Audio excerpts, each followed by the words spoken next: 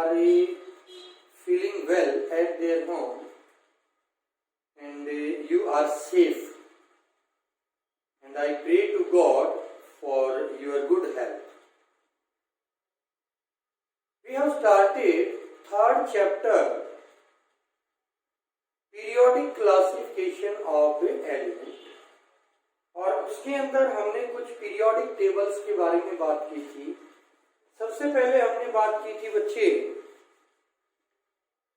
Döbereiner tried के बारे में, फिर हमने न्यूलैंड लॉ ऑफ ऑक्टेव को डिस्कस किया था। Then we have discuss Mendeleev periodic table and then modern periodic table. आज हम बात करेंगे पीरियोडिक प्रॉपर्टीज ऑफ एलिमेंट की। पीरियोडिक प्रॉपर्टीज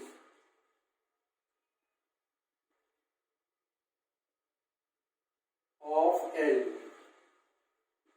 अब पीरियोडिक प्रॉपर्टीज होती क्या है भाई? सबसे पहले तो हमें ये पता होना चाहिए what are periodic properties. Those properties which directly depend upon the electronic configuration and show gradation in the period or groups। ऐसी प्रॉपर्टी जो आपका इलेक्ट्रॉनिक कॉन्फ़िगरेशन पे डायरेक्टली डिपेंड करती हैं, and these property are show gradation in a period और group. ये जो है पीरियड और ग्रुप के अंदर ग्रेडेशन शो करती है। अब यहां पर हम कुछ पीरियोडिक प्रॉपर्टीज के बारे में बात करेंगे। सबसे पहली जो पीरियोडिक प्रॉपर्टी हमने डिस्कस करनी है वो अभी atomic and ionic radius. Atomic and ionic radius. सबसे पहले आप बात करें एटॉमिक रेडियस की।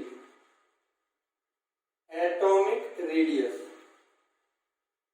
अब एटॉमिक रेडियस होता क्या है? हमारे पास ये एलिमेंट है, इसके अंदर ये न्यूक्लियस हो गया, ये फर्स्ट शेल और ये होगी आपकी सेकेंड शेल। यहां पर भी इलेक्ट्रॉन प्रेजेंट है और यहां पर भी इलेक्ट्रॉन प्रेजेंट है। अब the distance from the center of nucleus of atom to the outermost shell which contain electron, इस सेंटर से इस outermost shell के बीच की जो दूरी होगी that is known as atomic radius। इसको हम एटॉमिक रेडियस के नाम से जानते हैं। ये सेंटर और आउटर मोस्ट शेल, इन दोनों के बीच की जो दूरी है that is known as a atomic radius. Now we are talking about difficulties encountered during the measurement of atomic radius. Atomic radius को मेजर करते वक्त हमारे सामने कौन कौन सी डिफिकल्टीज आती हैं उनके बारे में हम यहां पर बात करेंगे। सबसे पहली difficulty,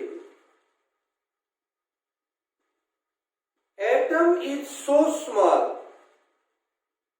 so that we cannot measure the exact radius of the atom। दूसरा, atom cannot be isolated from other atom for this purpose। इस पर्पज के लिए हम एटम को आइसोलेट नहीं कर सकते। तीसरी चीज, electronic cloud of other atom also influence the electronic cloud of that atom. जिस एटम का हम एटॉमिक रेडियस मेजर कर रहे हैं तो हम क्या देखते हैं? इलेक्ट्रॉनिक क्लाउड देखते हैं। उसका इलेक्ट्रॉनिक क्लाउड खत्म होता नहीं, दूसरे का शुरू हो जाता है। So it create confusion, so that we we cannot measure the atomic radius in this manner. So how can we measure the atomic radius? Atomic radius is measured in 3 forms में. एटॉमिक रेडियस को 3 तरीके से major किया जाता है. पहला है आपका covalent radius. Covalent radius, it is the 1/2 of the distance between the center of nucleus of 2 covalently bonded atom. एक बार फिर ध्यान से सुनो. It is the 1/2 of the distance between center of nucleus of 2 covalently bonded atom. एक atom ये है आपका और ये एक एटम ये है. दोनों सेम एलिमेंट है, सेम एटम, एक ही एलिमेंट के एटम है. ये इनके न्यूक्लियस हैं. इनके बीच की दूरी का आधा, 1/2 is known as atomic radius. It is the 1/2 of the distance between center of nuclei of 2 covalently bonded atom of same element is known as covalent radius. दूसरा हमारा van der Waals radius. Van der Waals radius, van der Waals radius क्या होता है अभी आपका?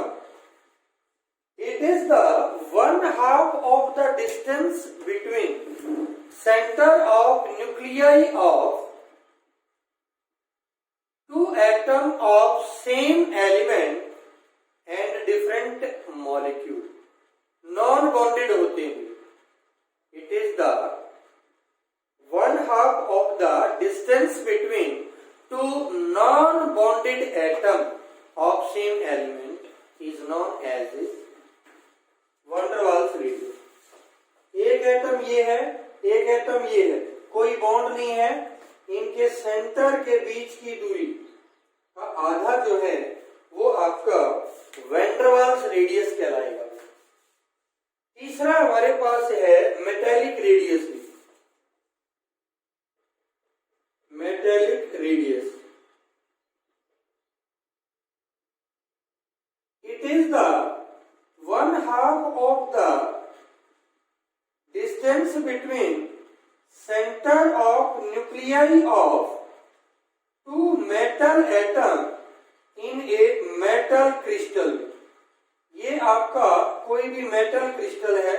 यहाँ पर आपका इलेक्ट्रॉन प्रेजेंट होते हैं. इस इंटरस्टिशियल स्पेस के अंदर इलेक्ट्रॉन प्रेजेंट होते हैं. ये जो है आपका इलेक्ट्रॉन प्रेजेंट है. अब इनके सेंटर के बीच की दूरी का आधा जो होता है वो मेटेलिक रेडियस होता है. कई बार कंपैरिजन आता है इन तीनों का. कंपैरिजन कैसे आता है? इन तीनों में से कौन ज्यादा बड़ा है. यहां पर आप ध्यान से देखें तो कोवेलेंट रेडियस में इलेक्ट्रॉनिक क्लाउड का कुछ पार्ट आपका ओवरलैप करता है. वैन डर वाल्स रेडियस में एटम एक दूसरे से दूर दूर है. मेटेलिक रेडियस के अंदर एटम टच करते हैं. It means that covalent radius is smaller than that of metallic radius, which is smaller than that of van der Waals radius for the same element. एक ही एलिमेंट के लिए covalent radius सबसे छोटा होगा, उससे बड़ा मेटेलिक रेडियस होगा और सबसे बड़ा जो है वैन डर वाल्स रेडियस पाया जाएगा. अब हम यहाँ पर बात करते हैं इनके ट्रेंड के बारे में. तो सबसे पहले मैं बात करूं ट्रेंड इन पीरियड. अब यहां पर हमने कुछ एटम ले लिए. ये न्यूक्लियस फर्स्ट सेल और ये सेकंड सेल. ये nucleus first cell second cell, nucleus first cell second cell, ये nucleus, first shell, second cell. अब यहां पर देखो, फर्स्ट शेल में सभी के अंदर दो दो electron. First shell contain 2 electron each. Second shell में यहां पर 1 इलेक्ट्रॉन, यहां पर 2 इलेक्ट्रॉन, यहां पर जो है वो 3 इलेक्ट्रॉन और यहां पर जो है वो 4 इलेक्ट्रॉन होंगे। ये 4 इलेक्ट्रॉन होंगे। अब यहां पर अगर आप देखें तो it attract the electron towards it. जितने इलेक्ट्रॉन बढ़ते जा रहे हैं उतने ही प्रोटॉन सेंटर के अंदर इंक्रीज होते चले जाएंगे। As many as electron are increases in the outermost shell, as many as proton is increased in the center. So the force of attraction increase and the outermost shell come closer to the nucleus and their size is decreased. तो यहाँ पर in a period generally size of element is decrease. Element का size जो है वो decrease होगा। Trend इन ए group, trend इन ए group.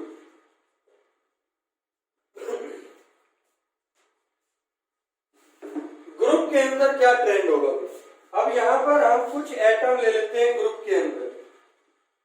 ये nucleus, first shell, second cell, ये नीचे वाला first shell, second shell, third shell, ये उससे नीचे first shell, second shell, third shell, fourth shell. अब यहां पर आप देखो भाई एक सेल इंक्रीज होती जा रही है, so size of element is increase. So in a group, size of atom is increases down the group. Down the group जो है वो साइज इंक्रीज होता जाएगा due to increase in number of cell. दूसरा, ionic radius will show the same trend, increase down the group and decrease left to right. But here for the same element, ध्यान रखना भाई, for the same element, for the same element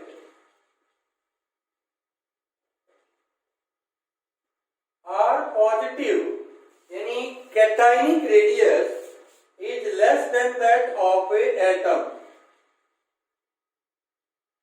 which is less than that of a anionic radius. हमेशा किसी भी element का cationic radius उसके parent atom के radius से छोटा होगा और उसके पेरेंट एटम का रेडियस उसके एनायनिक रेडियस से छोटा होगा। ये हमेशा हमने दिमाग में रखनी है ये बात। तो ये था भाई आपका एटॉमिक और आयनिक रेडियस के बारे में।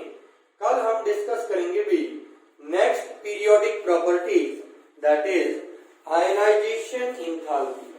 आयनाइजेशन एंथैल्पी के बारे में कल हम डिस्कस करेंगे।